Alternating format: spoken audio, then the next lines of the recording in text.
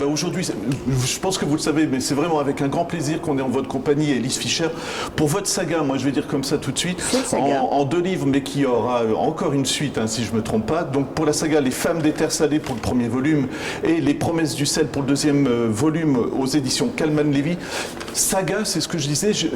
Quelle est l'origine un peu de cette histoire? Parce que quand on se lance et qu'on a près de 800, 1000 pages, est-ce qu'on sait qu'on va y arriver, tout simplement? Alors, je ne sais pas si je savais que j'allais y arriver, mais j'en avais très envie. En fait, cette saga, elle est née il y a 4 ans, je crois. J'avais été invitée d'honneur à un petit salon, enfin, petit salon par le nombre d'auteurs, mais où il y a une grande fréquentation, à Saint-Nicolas-de-Port. Et je rencontre Mireille Klein, qui est un peu historienne locale, elle a été enseignante, etc. Et je vois un livre, un album, qui ressemble à ce que j'avais fait sur les mineurs de charbon. Paroles des derniers mineurs. Bon, les mineurs de sel, il y en a toujours, puisque c'est la dernière mine de sel en activité à Saint-Nicolas-Varangéville. Elle me dit, oh, ça serait bien, Élise, si vous faisiez la même chose sur le sel que ce que vous avez fait sur le charbon. Mais je lui dis, mais figurez-vous, comme j'habite quand même pas très très loin, à côté de Baccarat, c'est un sujet auquel je pense depuis un certain temps. Alors, bon, on a bien discuté, du coup j'ai eu plein de sources, etc. Mais simplement, je me suis dit, moi je ne vais pas faire uniquement Saint-Nicolas-Varangéville. Je sais bien qu'à Dieuze, il y avait les salines royales du temps de Louis XIV et même bien avant. Et en travaillant sur Dieuze, je m'aperçois que eh bien, notre peintre chéri ici, voilà, Émile Friand, son papa, donc était employé aux salines de Dieuze, mais en tant que serrurier. Et si Nancy a pu en fait récupérer, si je puis dire, le peintre Émile Friand, c'est parce que la pharmacienne et le pharmacien de Dieuze savaient que la guerre de 1870 ne serait pas en faveur de la France et qu'à un moment donné, il faudrait opter. Non seulement on prendrait l'Alsace, mais une grande partie de la Lorraine, ce qui est la Moselle aujourd'hui. Et donc c'est comme ça qu'à 7-8 ans, le petit Émile Friand, né en 1864, s'est retrouvé à Nancy, donc à fréquenter le lycée Loritz. Il séchait, il était toujours sur les bords de Meurthe pour peindre, dessiner, mais voilà, l'origine. Alors, avec lui, sont venues d'autres familles qui ne voulaient pas être allemandes. Et beaucoup sont allés effectivement après travailler à Saint-Nicolas. Donc j'avais l'ensemble. On commençait à Dieuze et on finissait à Saint-Nicolas. Voilà. Alors on disait saga parce qu'on parle aussi saline, mais finalement ce que j'ai trouvé assez intéressant dans l'ouverture du deuxième volume, vous dites d'accord, on va parler des salines, mais on va parler de l'histoire de la région. C'est ce que vous venez d'expliquer aussi. Et c'est aussi l'histoire de femmes, hein, de plusieurs générations d'une même famille. Alors forcément on ne peut pas parler de toutes les femmes, mais c'est très intéressant parce que vous leur donnez à chaque fois un caractère. Est-ce qu'il y a le poids du destin? C'est ça qui m'intéressait chez elle. Ça c'est presque un peu malgré moi. Ouais. Au départ on est en milieu rural parce que très souvent, c'était pareil dans les mines de charbon, les employés des mines avaient leur petite ferme, une fermette, avaient leur terrain de culture, mais l'hiver, quand tout est arrêté, bon, on allait aux salines pour des contrats, c'était déjà des CDD, hein, bon, ça n'avait pas ce nom-là, pour 3 mois, 6 mois, et ça mettait du beurre dans les épinards. Donc, et ce qui m'intéressait, c'était de voir la place des femmes dans ces milieux d'hommes. Elles ont travaillé aux salines, elles en avaient le bout des doigts rongé. C'est terrible ça. Mais elles ont fini par aimer leur travail parce qu'elles savaient que sans sel, il n'y a pas de conservation des aliments. Le sel, après, à Varangéville, dans la deuxième époque, bah, c'était aussi la potasse, c'était tout ce qui était, même la chimie, puisque on disait à Dombasle, Dombasle c'est Solvay, et Solvay c'est Dombasle. Mais s'il n'y avait pas eu le sel, il n'y aurait pas eu Solvay. Donc il y avait tout ça. Alors le poids des femmes est important. Alors l'art est important pour moi aussi, parce que, évidemment, Friand, le papa qui travaillait aux salines, il traîne derrière lui beaucoup de gens. Et dans cette saga, puisque c'est une histoire de femmes dans une famille de génération en génération, il y en a une qui est à l'école, la petite Émilie, en même temps que Friand, qui fréquente aussi le pharmacien, ils vont dessiner ensemble. D'ailleurs, Émilie, en fait, elle est sculptrice. je vois que juste à côté de moi, il y a un buste qui a été fait par Ernest de Bussière. Beaucoup ont cru, parce qu'il n'est pas très connu, que j'avais inventé un sculpteur ami de Friant, mais pas du tout. Pas du tout. Ernest de Bussière à Nancy, il avait son atelier rue de Toul. Il le partageait avec Friant, et Émilie, elle nargue un peu, si on peut dire, Friant en disant « Toi, tu fais tout à plat, et moi, on tournera autour de mes œuvres, on sculptera. » Et Friant, il dit « Oui, mais ce qui est plus beau, c'est ce qu'on imagine. » Voilà. Et c'est ça qui est passionnant, parce que Émilie, enfin tous vos personnages féminins, moi je les ai trouvés excellents, parce qu'ils ont, encore une fois, il y a le poids du destin malgré tout. Émilie va rencontrer Paul, alors on va peut-être pas trop dévoiler dans quelles circonstances. Pas trop dévoiler, mais j'ai eu beaucoup de chance en écrivant. Allez-y, parce que je sens que vous êtes passionné encore par vos personnages. Il y avait eu, ici, au Musée des Beaux-Arts, une grande rétrospective, j'avais quasiment fini. Mais j'étais un peu embarrassée avec une histoire de meurtre. Et on voit vraiment tout ce qu'a fait Friant.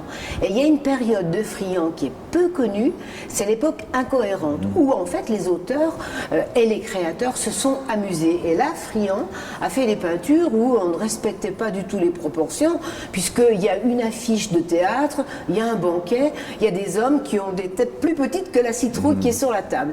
Mais il y a aussi un tableau qui, moi, m'a bouleversée, qui avait été exposé rue des Dominicains chez un libraire, Wiener. Et ce tableau, c'est La Noyée de la Meurthe. Et on voit une femme. Alors, c'est pas du tout le coup de pinceau de Friant. Elle est dramatique, cette toile. Là, il s'est pas amusé. Elle est au fond de l'eau. Au-dessus d'elle, il y a un enfant qui s'échappe et il y en a déjà un qui est mort. Moi, j'ai une histoire terrible avec une jeune femme qui est enceinte. Bon, elle n'est pas mariée, on ne sait pas de qui. Bon. Et puis, on a aussi une peinture, puisqu'on avait quand même à Nancy la Charles III, la prison, et il y avait des exécutions capitales. Je crois que la dernière, c'est en 1954. Et il y a une peinture de Friant, c'est une exécution capitale dans la même époque. Donc j'en avais besoin. Et je me suis dit, toi qui aimes tant Friant, voilà ce qu'il t'offre. Deux peintures que tu peux mettre dans l'histoire. Voilà. Oui. Mais ça, c'est les petits anges ou les petits démons. C'est Bernard Clavel qui m'avait dit, on n'est pas toujours maître de sa plume. Les personnages, on les a fait naître, mais après, il faut les laisser aller. Moi, je laisse aller. Voilà, mais c'est ce que je trouve passionnant. Vous m'excusez, je regarde les notes en même temps. Mais parce qu'après, on va avancer un petit peu avec le personnage de Charlotte, qui est l'enfant justement d'Émilie et de Paul. Et là aussi, c'est encore une fois, il y a aussi le poids du secret. Je trouve que c'est assez émouvant parce que ce sont des femmes qui essayent d'évoluer dans la société, mais on fait tout pour les bloquer finalement. C'est le poids des conventions. Voilà. Alors, la société étant encore très structurée, bien avant 68, et même peut-être encore maintenant, une fille qui était issue d'un milieu moyen n'aurait pas épousé un noble. On a ces conventions-là, et comment les braver?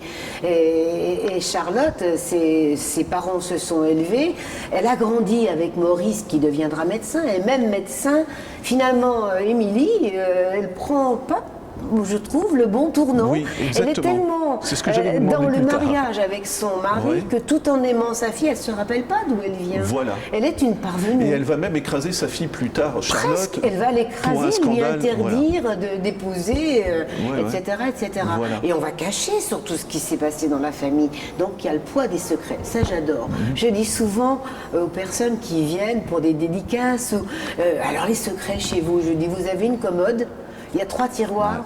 Oui. Et bien dans le 3e, il y a un double fond, et là il y a un secret de famille. Je les amuse. Mais c'est vrai, ça vient naturellement, tous. ça justement, parce que moi, justement, comme vous l'expliquez, Émilie a échappé exactement à ce qu'elle va faire subir à sa fille Charlotte, finalement. Ça vous vient naturellement en écrivant, ou vous dites... parce que moi, je trouve ce que passionnant, c'est que vous allez à l'encontre d'une histoire classique. Vous mettez toujours des embûches qui relancent un peu Est-ce que nos vies n'ont pas plein d'embûches? Je pense que c'est un peu ça. Alors, je vais vous dire, c'était une rencontre, puisque j'ai été aussi critique littéraire, et je me souviens avoir rencontré Henri Troyat à 2 reprises, chez lui, rue Bonaparte. Il n'était pas loin de l'Académie française. Originaire de Russie, il avait tout abandonné. Il avait encore un valet en livrée avec les gants, j'avais jamais vu ça. Et moi, petite journaliste qui débutait, j'étais en train d'écrire 3 reines pour une couronne, l'histoire des brasseries de Champignol. Et dans ma tête, Baptiste, il avait fait 14-18, une grande histoire d'amour avec son Élisa, et elle a la grippe espagnole. Elle va mourir de ça. Je veux la faire mourir, elle meurt, mais moi je me dis, Baptiste, il va aussi mourir de chagrin, il l'aime trop. Et j'y arrive pas. Et au moment où j'interviewe Henri Troyer, il me dit, je sais que vous écrivez, alors ça avance. Alors je lui dis, oui, mais j'arrive pas à faire mourir Baptiste.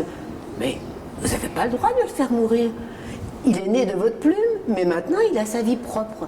Je le revois 6 mois après pour un autre livre, parce qu'on faisait un long portrait sur une année à la radio où j'étais. Et il se souvient, j'en parle pas. Il me dit, votre Baptiste, oh, bah écoutez, je lui dis, j'ai un peu suivi ce que vous m'avez dit.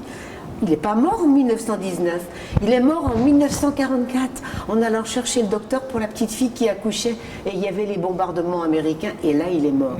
Vous voyez, il me dit, ils ne vous appartiennent pas. Il avait un rôle à jouer jusqu'à cette époque-là. Je m'en suis toujours souvenu. Oui. Qui dit grande saga dit aussi grande histoire d'amour, grandes histoires d'amour, parce que il y a d'autres personnages, mais je veux vraiment pas. Il faut que les gens découvrent. Voilà. Il y aura en tout cas Maurice et Sibylle, comme ça les gens ils devront découvrir ce qui se passe. Mais je trouve ça très émouvant. Je vous en parlais juste avant de tourner parce que vous ancrez toujours dans l'histoire vraie et notamment à Nancy. Et ça, on peut le dire, je pense. Ils vont être torturés pendant la Seconde Guerre mondiale. Et vous m'avez dit que ça s'est vraiment passé. Les lieux que je donne, la rue, etc., ont existé. Disons que si la torture avait lieu à Charles III ou, j'en ai pas parlé là, à la porte de la Graffe, il y avait l'ancienne prison, vous aviez une chance de vous en échapper. Si on vous emmenait à cette certaine rue, c'était le train, vous alliez à Paris ou à Beaune, Pithiviers, et c'était direction Auschwitz. Quand on écrit des personnages comme ceci, et ça je suis sûr que vous allez me dire non, mais est-ce qu'on les quitte facilement justement? Non, on n'arrive pas. Je pensais avoir bouclé au bout de 2 livres, et le troisième, celui qui sera à la rentrée, maintenant je sais que c'est lu et accepté, je vais le présenter aux représentants des libraires, c'est dans la semaine sainte, le mardi 16 avril, donc c'est accepté, au contraire ils y croient. Non, on n'y arrive pas, parce que Charlotte, elle a un demi-frère, Léopold, on l'a vu quelques fois, et l'histoire qui naîtra, c'est Léopold est déjà très vieux, il est à la maison Saint-Charles à Nancy, de temps en temps il y a des oublis, mais pas tout, heureusement un petit peu de bon vin de Villiers, Saint-Étienne, ça peut l'aider, Léopold, il dit sinon les mots partent dans la glu, il a un peu de mal, mais ça revient quand même, il est bien entouré. Non, on a du mal, et là je sais que ce sera bouclé, parce que je ne pouvais pas abandonner Léopold. Qu'était-il devenu? Il fallait qu'on sache. Important aussi de raconter l'histoire de la région par le biais du roman. Alors en même temps, mais vous savez, par rapport à ce qui se passe aujourd'hui, si j'écrivais un roman très contemporain, imaginez, c'est une gamine qui se promène un samedi dans les rues de Nancy, elle rencontre son chéri, etc. Ah, et c'était pendant l'hiver, un jour de gilet jaune. Je vais le raconter. On est dans l'histoire. C'est la petite histoire dans la grande histoire. Et ça, j'aime. Mais Robert Merle, vous savez, avait fait la même chose avec les les robes à crinoline. C'était toujours le valet qui regardait par le trou de la serrure ce que faisaient les maîtres. Il y avait leur histoire. Et il y avait la grande histoire de France. Voilà. Élise, on vous remercie vraiment beaucoup. Je vais juste rappeler les 2 volumes de votre grande saga. Donc c'est Élise Fischer, Les femmes des terres salées, et le volume 2, c'est Les promesses du sel aux éditions Calman-Lévy. J'en profite aussi pour remercier le Musée des Beaux-Arts qui a accepté qu'on fasse l'interview ici. Et pour moi, c'était important parce qu'on est au milieu des œuvres d'Émile Friand et c'est un des personnages aussi de votre saga. Encore une fois, merci beaucoup, Élise. Voilà. Merci à vous.